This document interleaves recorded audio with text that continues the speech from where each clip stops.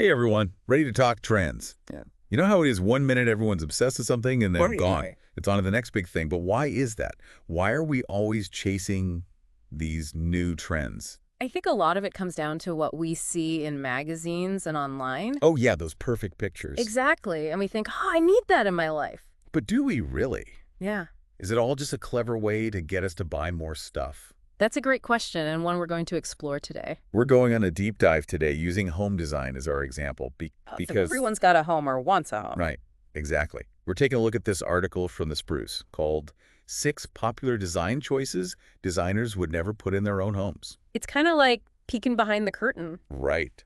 Getting the inside scoop from the pros themselves. Because they know what looks good, but they also know what actually works. Okay, so first up, black and white kitchens. So chic, so modern, you see them everywhere. All over those design magazines. But Zach Gilby, he's the managing director and co-founder of Devis Architecture. He makes a really good point. He says white shows every little mark and black every speck of dust. Imagine trying to keep that clean. You'd spend your whole life scrubbing. Right. So it's kind of style over substance. Yeah, it might look amazing in a photo shoot, but in real life. Total nightmare. The article says Gilby suggests going for softer tones instead.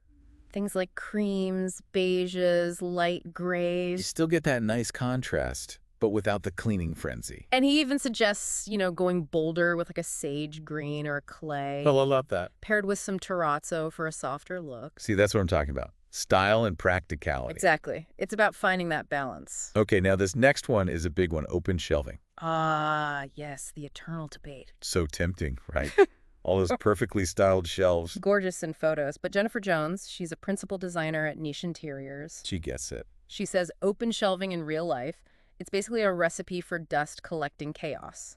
Unless you're like a hardcore minimalist. Right. We're constantly cleaning, styling, rearranging. I'm exhausted just thinking about it. I can just see myself knocking things over, reaching for the coffee mugs. But I will say, Zach Gilby, he doesn't completely dismiss open shelving. Oh, really? He suggests using them strategically, combining them with closed cabinets. That's a good compromise. A little bit of display, a little bit of hidden storage. Exactly. You get the best of both worlds. What about you guys at home? Open shelving, yay or nay? Let us know. All right, moving on. Let's talk wallpaper in full bathrooms. Okay, wallpaper's definitely having a moment. It can really add personality to a space. I love a good bold print, but Jennifer Jones, she's got a hard no on wallpaper in full bathroom. And you know what? She's got a point. Moisture is not your friend when it comes to wallpaper. Nope. You'll end up with peeling, bubbling, maybe even some mold. Ew. Powder rooms? Okay, maybe. Yeah, they're smaller, less humidity. But a full bathroom with all that steam? It's just asking for trouble. Right. Who wants to deal with peeling wallpaper when they're trying to relax in a hot bath? Now, I will say there are moisture-resistant options out there. Oh, yeah, there are. But even those, you got to be careful with the insulation and everything. And it makes you wonder, right? Is this trend really about beautiful design or is it more about, the wallpaper industry trying to sell more wallpaper? even if it's not the best choice for every situation? It's something to think about for sure. Okay, let's talk about a bold one, lacquered flooring. Ooh, yeah, those shiny floors. Picture this black and tan stripes in a grand foyer. The drama. Right, total statement piece. But Rotem Eilor, he's the CEO and founder of Republic Floors. He knows his floors. He says lacquered floors, they can be a real headache in the long run. High maintenance, huh? Very. Scratches, scuffs, you name it. You'd be constantly buffing them out. And they can also be a bit overwhelming in smaller spaces. Yeah, it's all fun and games until you're on your hands and knees every week trying to keep those floors pristine. Right. And who has time for that? This is making me think about how trends are often presented as like this aspirational thing. Like the perfect home, the perfect life. But maybe that perfection comes with a price. Literally and figuratively. Like you're paying for the look, but you're also paying with your time and effort. Exactly. It's all about weighing those pros and cons. Is the wow factor really worth all the extra work? And that's the question we need to ask ourselves with every trend we're tempted by. It's like we're always trying to keep up with the Joneses, Oh, totally. And home design is like the ultimate keeping up with the Joneses game. It's true. Yeah. And speaking of things that might make you feel like you need to redecorate, let's talk about mirrored walls. They're back. They are, but I have mixed feelings about them. Me too. Remember Zach Gilby? Yeah, from the architecture firm. He said something like, the fingerprints alone are enough to deter me. And I was like, Preach! Right. Between my kids and the dog, I'm constantly wiping down surfaces. A mirrored wall would just be a nightmare. Talk about high maintenance. And it raises the question, are mirrored walls really making a space better? Or are they just trendy for Instagram? It's that tension again between how things look and how you actually live. Right. Do you want a picture-perfect home or a home you can actually live in? Good point.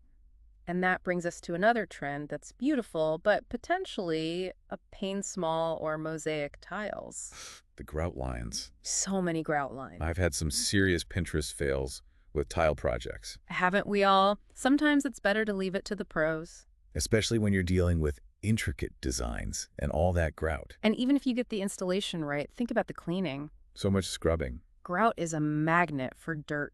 It feels like the more intricate the trend, the more hidden maintenance costs there are. Oh, absolutely. And you never see that in the magazines, do you? Nope, they just show you the gorgeous finished product. Not the hours of scrubbing it takes to get it that way. It's like they're selling us a fantasy and leaving out the not-so-fun parts. And who benefits from all that extra work? Not us. Right, it's the companies selling the cleaning products, the contractors, the manufacturers. Exactly. It's all part of this cycle of consumerism. This is really making me rethink all the trends I've been tempted by. I know, right? It's not about rejecting trends altogether. It's about being a more informed consumer.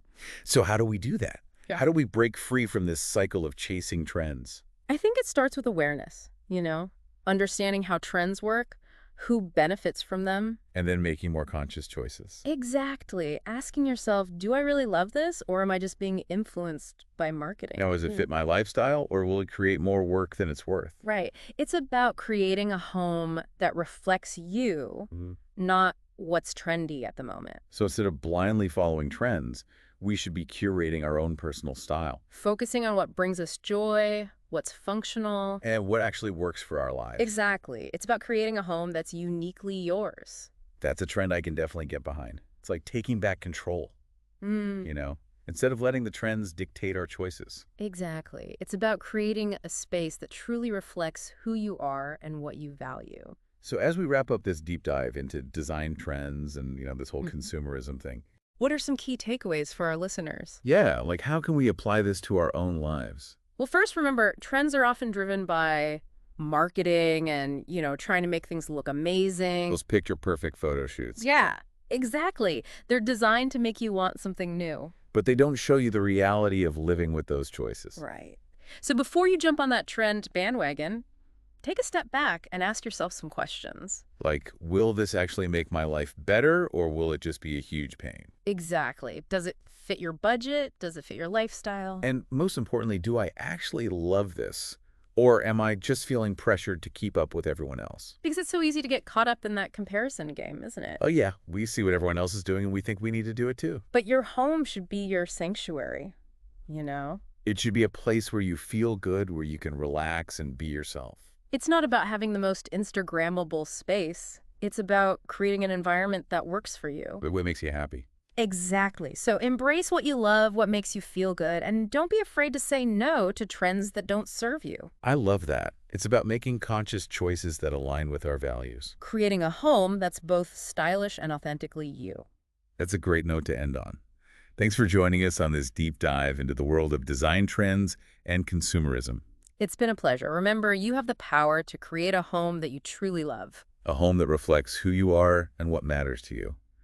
Until next time, happy decorating, everyone.